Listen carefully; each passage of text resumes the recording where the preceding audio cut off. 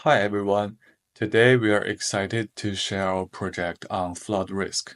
The most important challenge our team is focusing on is using real-time satellite and sensor data for flood monitoring. Floods are sudden and devastating, especially in rural or underserved areas where historical data are often lacking. Traditional prediction models rely heavily on long-term records, which are not available in many parts of the world. Therefore, it is a challenge to use real-time satellite imagery and sensor data to design models that can be generalized across regions. Addressing this challenge could significantly reduce the loss of life and property. Floods are becoming more frequent and more severe. In fact, flood disasters have doubled since 2000, and today over 1.8 billion people are at risk globally. This threat is even more critical in rural areas, where there's often no reliable infrastructure or historical data for flood prediction. To address this, we are proposing a multi-source real-time monitoring system. Our solution integrates data from satellites along with weather stations, IoT sensors, GIS, and social media inputs. We feed this into a hybrid forecasting engine that combines pre-processing pipelines with machine learning models to generate flood predictions with uncertainty bounds. Finally, we turn predictions into actionable early warnings, sending alerts via SMS, radio, and mobile apps, and if possible, visualizing the predicted flood extent to support decision making in vulnerable areas. All right, thank you.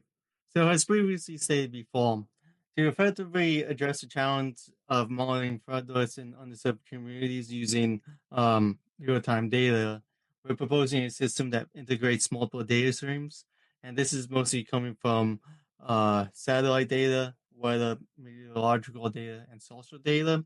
And the reason why we're using these data sources and measurement methods is because they are inspired by real world implementations, as shown in the source examples in the third column in the middle. And I'll be going into detail on why we chose this data collection and measurement methods in the following slide. So again, we're trying to use multi-source data streams. That's due to the fact that we're trying to provide solutions to areas where there's often no reliable infrastructure or historical data for flood prediction. So, firstly, we will be using satellite imagery, including both optical and solid data, and which will be continuously collected from sources such as NASA's MODIS and ESA's Sentinel missions.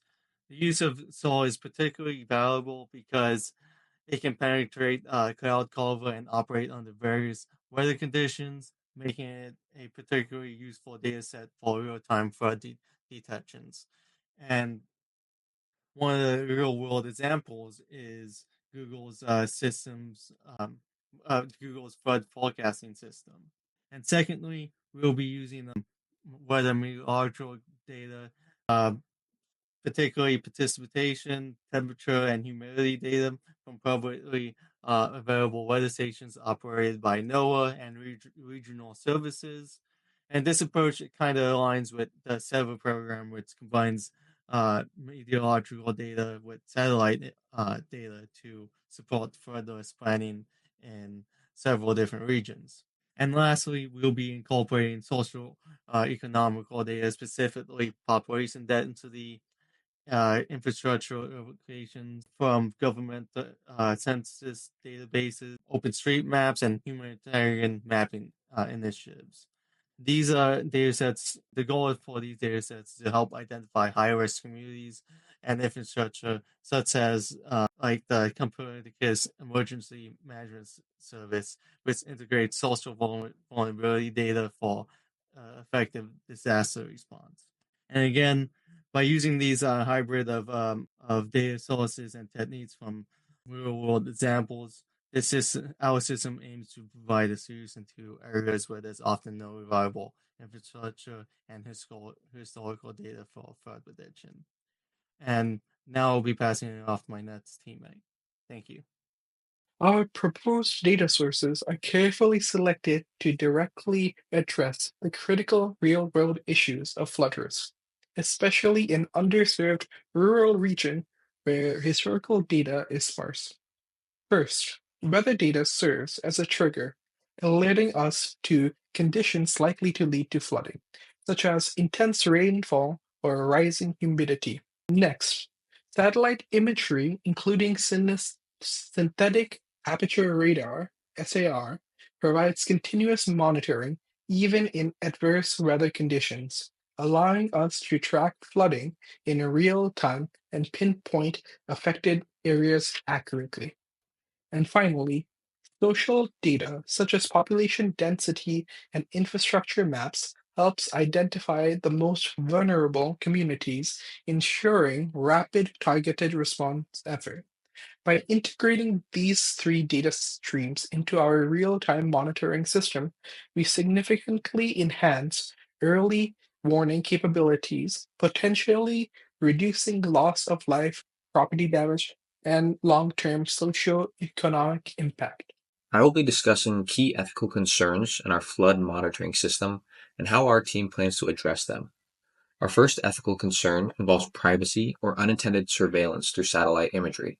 When monitoring weather and floods, high-resolution images are taken from satellites, which are necessary for most accurate data, but in turn may inadvertently reveal things like proprietary information like agricultural practices or industrial facilities that companies may consider trade secrets, private property details that some homeowners may expect to remain private, or sensitive infrastructure that could be exploited. This definitely raises ethical questions about consent.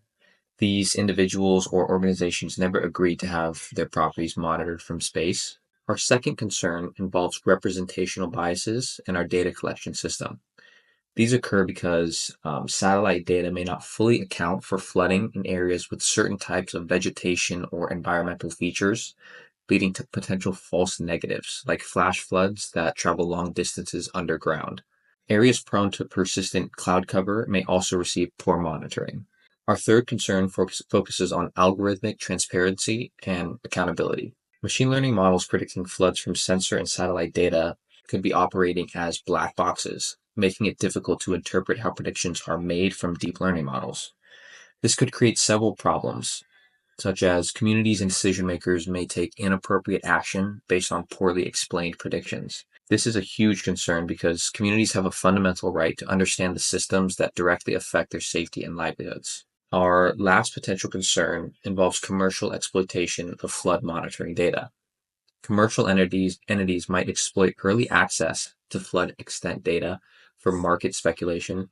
Insurance companies could selectively use flood-related data to justify claim denials. Real estate developers could leverage proprietary flood risk information to manipulate property prices. Without these proper safeguards, our monitoring system could allow powerful individuals or companies to profit from disaster-related information. To address these concerns, we considered several mitigation strategies. For the first concern, privacy protections through resolution degradation of satellite imagery in private areas or properties, so blurring satellite images of private stuff. For the second concern, multi-sensor data collection methods that combine different satellite types to overcome representational biases and coverage gaps, so pulling data from places like NASA, NOAA, and Copernicus, all in one. For our third concern, implementing explainable AI techniques and regular model audits to ensure transparency and that there are no communication barriers. For our last concern, equitable data access policies and usage agreements prohibiting exploitation for predatory or financial purposes would be how we would potentially mitigate that commercial exploitation.